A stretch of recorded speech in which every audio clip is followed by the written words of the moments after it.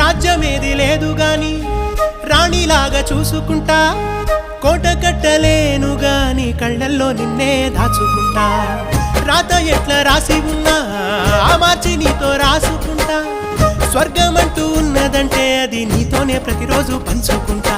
నిన్ను గన్న మీ నాన్న కన్నా అల్లారు ముద్దుగా సాదుకుంటా. నీకు కోపం వస్తే కొంత దూరం ఉంటా, నువ్వు గీత గీస్తే నేను దాటనంట.